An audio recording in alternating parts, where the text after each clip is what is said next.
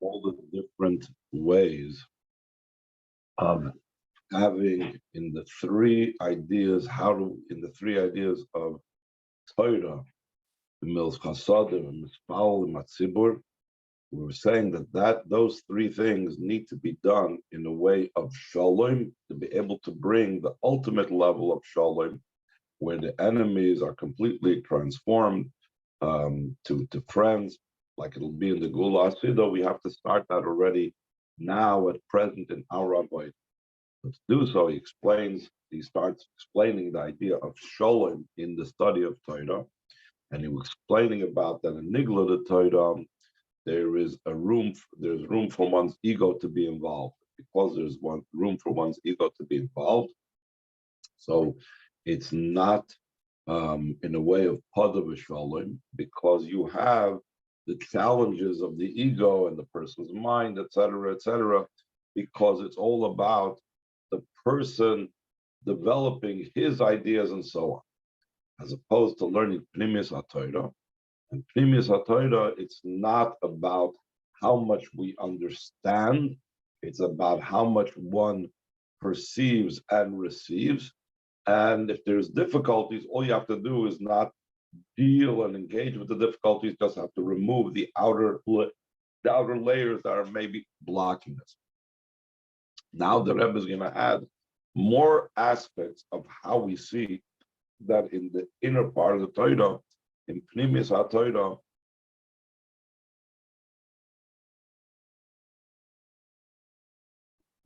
challenge and developing one's own ideas and one's own mind, etc.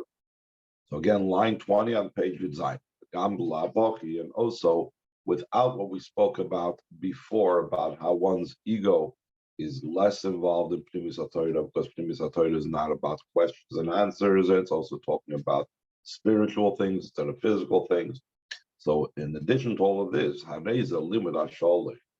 this is a complete and perfect type of study. What does that mean? What does it mean that it's a complete and perfect type of study? So he's saying, because the inner part of the Torah, the primary thing is not what novel and new interpretations I can come up with, which is in Nigla the Torah, there is that thing about bringing one's Kedushin to the table. And also in Pnimis HaTorah, in the inner part of the Torah, it's also not so much important and focused on the how well I understand it, but rather to grasp the ideas and the concepts as they are, and to draw down these very lofty ideas and concepts in a therefore and an outcome concerning how I act on it in thought, speech, and deed. Do a minor quick, just more like it's known what my father-in-law said, what the Frierdiker Rebbe said. The primary idea of Chassidus is to change his innate and natural attributes. The Ikering and Chabadu, and the main idea of Chochmah bin Adas, of the intellect, is is that the midas should be the way they're supposed to be. So in other words, it's not, the focus is not on myself and my understanding. The focus is on changing and elevating and so on. This is what the Chazal said.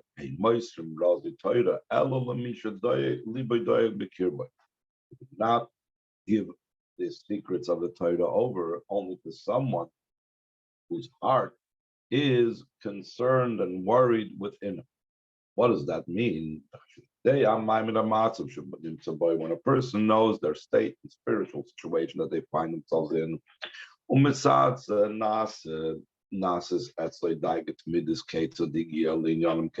therefore he has a constant concern and worry. How did I reach to such a state where I am at now? So a person that's focused on his own improvement, on his own betterment, in it only then top of page Yudches, then we can give him the secrets of the Torah. Why? Because that is what the secrets of the Torah is about. It's about the decrease of the person's ego, not the increase of the person's ego.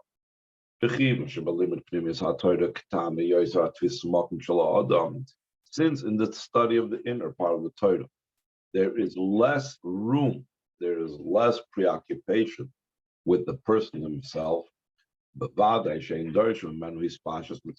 Surely, we do not ask from the person that's studying the inner part of the Torah to expand his being, as sometimes in the revealed part of the Torah, he needs to go with his full force of his being and exploring and being mechadish and so on. Therefore, it's very distant that this study of the inner part of the Torah should cause him ego and arrogance, as opposed to the revealed part of the Torah. This is especially so in this study of the inner part of the Torah. His entire involvement is in spiritual matters, in topics and subjects that are supposed to bring the person to love and awe of Hashem. Therefore, so again, it's not a war that where you're engaging and arguing and leaving room for the clippers and so on. That's why also the inner part of Torah is called the tree of life, as opposed to the nigla of Torah is called the tree of good and bad. Because the nigla part of the Torah, it's possible the person can be negatively affected by it, as we mentioned before. But the inner part of the Torah is totally life. There's no mixture of good and bad. Since the inner part of the Torah is not becoming clothed in matters of good and bad. Therefore, the study of the inner part of the Torah,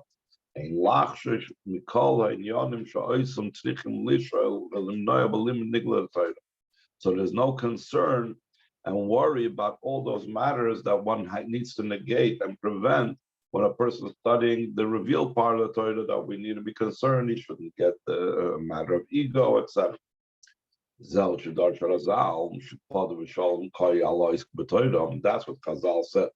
What does it mean that he redeemed in peace? Peace is going on Torah, like it says that that Torah is all of its ways are peace. In other words, that peaceful redemption comes through the peace of Torah.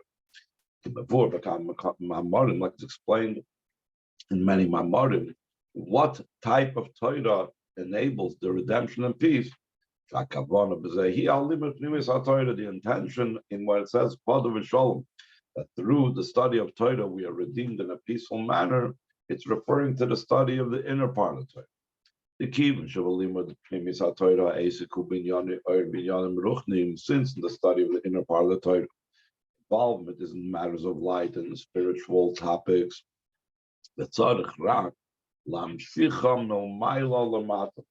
What we're doing with these spiritual topics is we're drawing down these spiritual lofty things from above to below.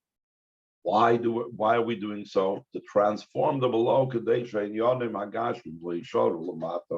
so that the physical things should not remain down here below. Rather, they should become refined and purified and elevated. When the involvement in Torah is in such a manner that it's totally in a spiritual, lofty manner of Pnimis HaTorah, the part of Shalom. So then he affects through this the idea of redeeming in peace. In such a manner that there's both components, both aspects. In the mikravli showing on the one hand, we said it's necessary to engage with the nefesh habahamis. One cannot ignore the nefesh habahamis. One cannot just have the godly soul involved in godly comprehensions without dealing with nefesh habahamis. There has to be the recognition and the dealing with the enemy. But together with dealing with the nefesh habahamis, v'gama ina the b'shalom, there also has to be the way that in the way of peace. That the redemption is not in the way of a war, because if it's a war type of redemption, like we said before, Because then there could be afterwards the overpowering of the other side, the opponent. But rather, the redemption has to be in a way of peace. Then there's no existence whatsoever to the opposite side. Just the opposite. The person takes the enemy and transforms it and makes it into someone that assists him instead. Okay, and this is the case that we spoke about concerning Torah. In the next part of Maimer, he's going to speak about what is the way of doing things in a way of peace that can bring out the Pod of Shalom through Gemilas Chasadim. Then afterwards, he's going to explain what is the davening, or the davening with a minion that's done in a way of peace as well, that can lead us to the time of Mashiach, when it will be in a way of the redemption and peace as well. Any questions before we go on to his book?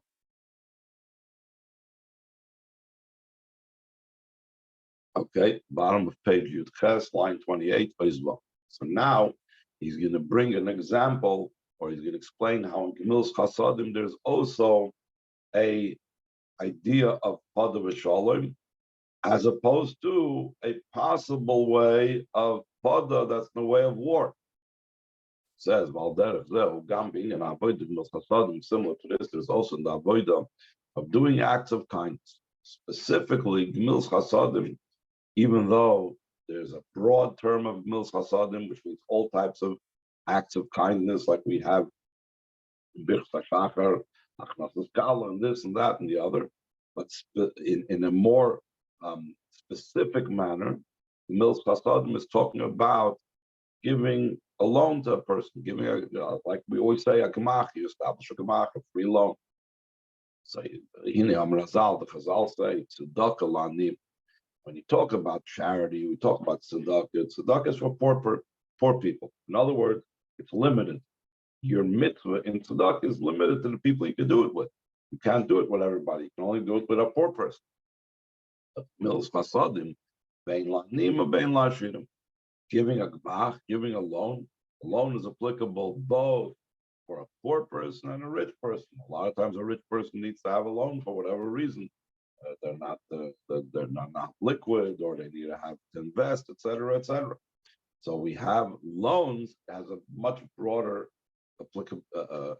application. Therefore, in a way, it's a much broader mitzvah, a lot less limit. But now he's going to explain an interesting thing al Pichsidus, what loans represent, that is a Gemilas Chasadim that's higher than stock. I know this means as follows. The idea of tzedakah is only to fulfill a lack. If there's something missing, there's something that's needy, then there's the idea of tzedakah. Like it says, top of page, that a person, the pasuk says, has to give the poor person sufficient for his needs, for his lacks that he's lacking. That Chazal say that this includes that if this poor person was, let's say, once accustomed to a very rich lifestyle, and he used to ride around on a horse, and he used to have a servant running before the horse to clear the way for him.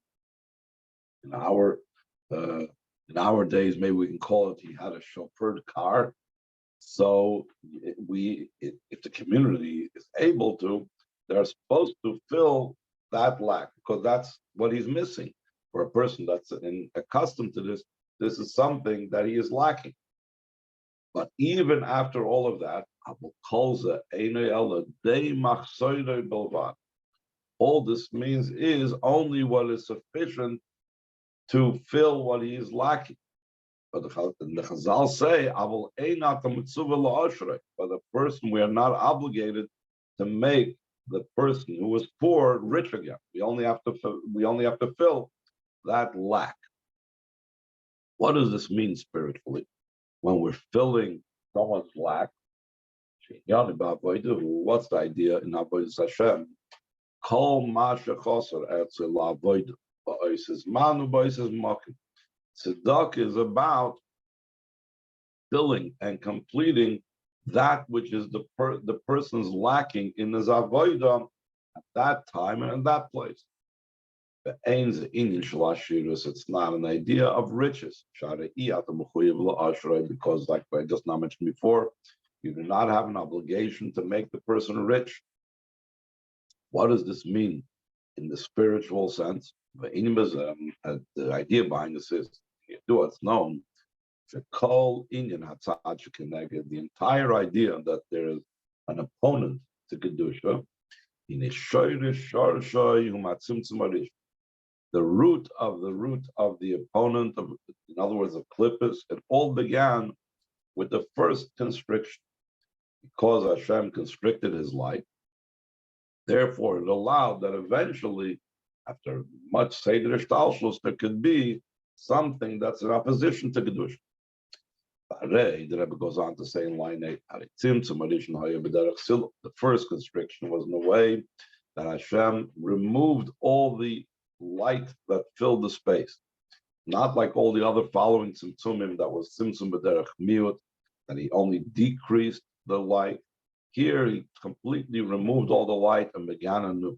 Once he removed all the light that was in that space, then there became an empty space, and there became a revelation of the line of light. This line, godly light, came down from that light that left, that was put aside. Nimtza comes out,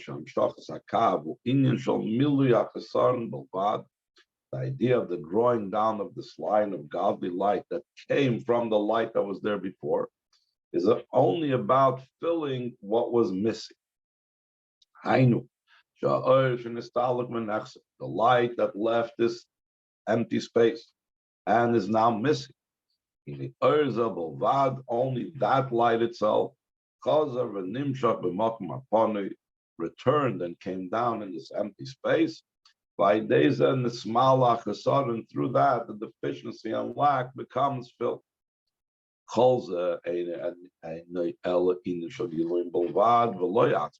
of this is only an idea of revelation. We're only talking about the revealed aspects of Hashem. That's why we're calling it light, and not Hashem's essence. Why are we not talking about Hashem's essence? Because in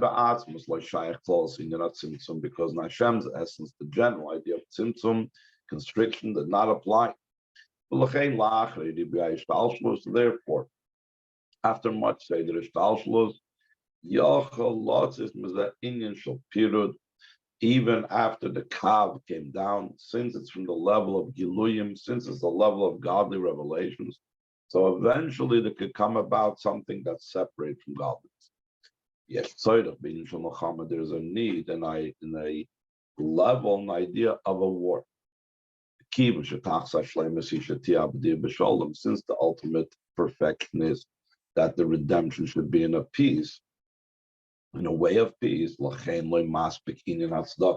Therefore, it's insufficient to have the idea of tzedakah, that through tzedakah becomes only the filling of the lack, like we said before. Rather has to be the idea of doing acts of kindness, meaning going beyond just filling what was missing. Means he doesn't just give what he was lacking, rather he's giving everything that's being asked from him.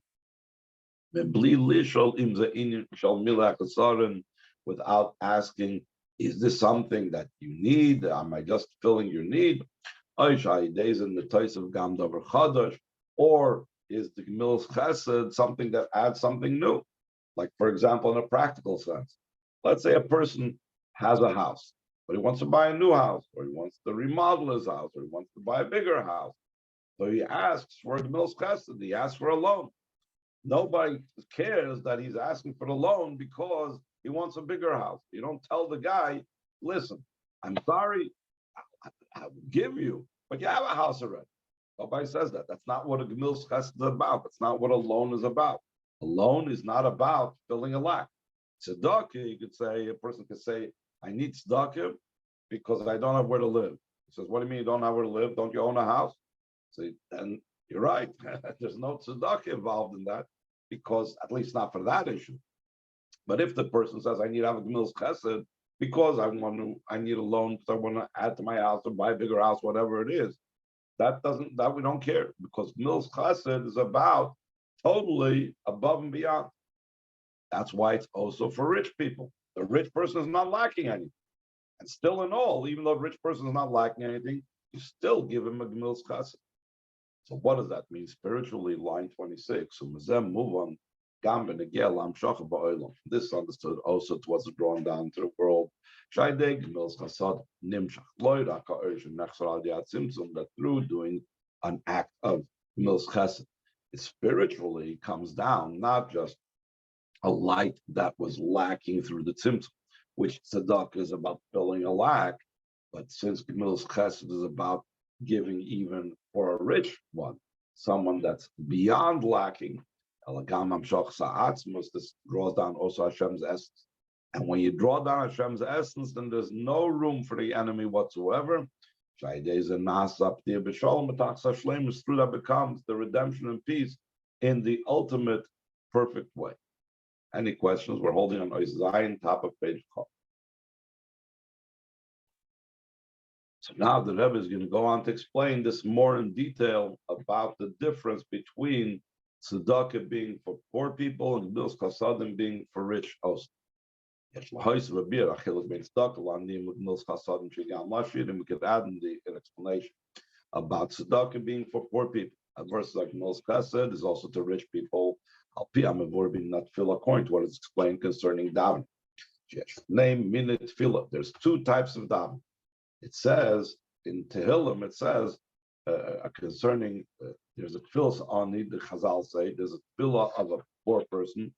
Jezoy tefillas David. It says that's the tefillah of David HaMelech. Meshakasim tefillah la'ani. David HaMelech said about himself in Tehillim, he said a tefillah for a poor person. So that's one type of daven, one type of tefillah. Tefillah Asher. And then Chassidus explains there's the tefillah of a rich person. That's what it says also in Tehillim. It says tefillah l'Moshe. When it says tefillah l'Moshe, it says, first of all, the Chazal explained that physically Moshe Rabbeinu became rich from the broken parts of the luchas, but also spiritually, it's a level of a rich person's tefillah. And he's going to explain the difference between line 10. The tefillah of a poor person is to have one's deficiencies, what one is lacking, filled. Like we said before, when you ask for tzedakah, it's whatever your needs are, even if it's big needs like having a horse and having someone to run in front of you. Much enki in tefillah as opposed to the tefillah of a rich person. It's not about filling what he's lacking. A rich person means that he's not lacking anything. Rather, he's lacking one specific item that he needs, and that's what he's davening for. Therefore, he's called a poor person concerning this specific detail. And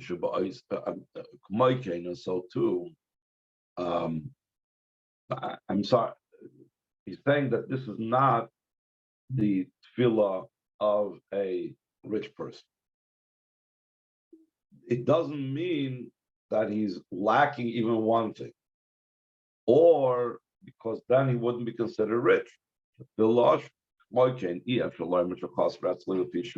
he cannot say that he's just temporarily lacking, but later he's going to have, because then at that time he is considered poor. And we see the Chazal say that if a person at a certain time, even though later on he will have money, but right now he's missing money, he's considered poor at that time, and he can collect the gifts that your agricultural gifts that go to the poor. Therefore, his tefillah is not the tefillah of a rich person. And since it's the cause of his davening, is because at this time he is poor, and he's asking for what he's lacking to be filled. This we find in the Medrash in the pasuk a tefillah for Moshe, that Moshe's davening was like a rich person's davening. Hashem told Moshe, what are you requesting? In other words, that we're going to explain in the brackets the reason why Hashem had to ask Moshe Rabbeinu, what are you asking? Because since he's a rich person, so there wasn't the normal thing that a rich person, that the person asks for, because a rich person is not lacking it. Since even while he was davening, he's rich. He's not lacking anything. Therefore, he asked from the Eibishter. Therefore, the Eibishter asks him, "What are you looking for? What are you davening for?" Amar Moshe, so Moshe responded, "You're right. I don't need anything. I'm not asking for myself.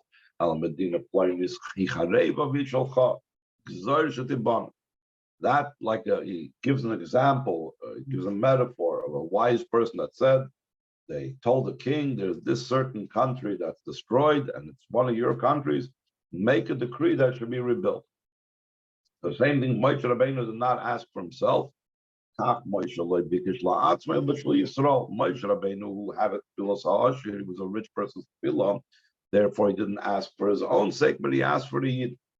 It's a kol nasi Yisrael. This is the general way how all the leaders of Yidden acted. Even though on their own they're not lacking anything, they're not asking for their own sake, but they're asking for Klal Yisrael. For example, by Yaakov, from Yaakov's perspective, he was already ready to coming to Mashiach, like it says, Avi al Adonai Seir, I will come to my master and Seir. And we know that was referring to Mashiach's times, like Rashi explains. But what held him back? He told Esav, Al Shayiladim Rakim, the children are young, top of page Pafala, Batsoim Vabokar, also like the sheep and the cattle are like dependent upon me, and so on. I knew what was Yaakov saying, even though I'm ready for Mashiach, but we're not ready yet because the young sheep, spiritually, that means if we will rush them with the avodah of Hashem being one and His name one, which is what's going to be when Mashiach comes. So then it will be too much pressure on them. One day, I guess he's saying Echad is also on the word of Havaya Echad Shema Echad, and all the tzayin will die. What does that mean? All the sheep will die. They'll be so overwhelmed by the great revelation, they will all expire. It's not the purpose. And it would not be the avodah that's supposed to be this type of rushing towards Hashem and returning, which is not about total expiring, but being in this world and then rushing to Hashem. But if you overwhelm them, they'll just be overwhelmed, they'll expire completely. And because of the Beglal Shah also life, since the sheep are upon me and we're dealing with that, Nishar Gam Yaakov Begola. So Yaakov also remained in exile. Though on his own, he's not lacking anything. So in a similar vein, so to Moshe Rabbeinu who was here on his own, he's rich. He wasn't lacking anything. Like Hashem himself indicated that he's rich, like we said before in the brackets, because Hashem asked him, "What are you asking for?" Because Hashem knew he was rich. For this, Moshe Rabbeinu responds, I'm not asking for my sake. It's that country is destroyed. What country is it talking about in the spiritual sense? It's going on the world of Toyu. That the Eibishter was building worlds and destroying them. And this is yours, Moshe Rabbeinu said. What does this mean? Like Hidrash's Razal al Pasik, Hari Oisi, Asher Hari Oisi, that it says that I have made bad. That the Eibishter is like regretting certain things, like clippers, that he made bad. So it's your responsibility. Al zet teves la kosh baruch hu gozersh tibon gozersh like this. He is asking that the Abisha should decree that it should be rebuilt. We'll stop over here on line 17. We'll continue in Shem tomorrow. Any questions?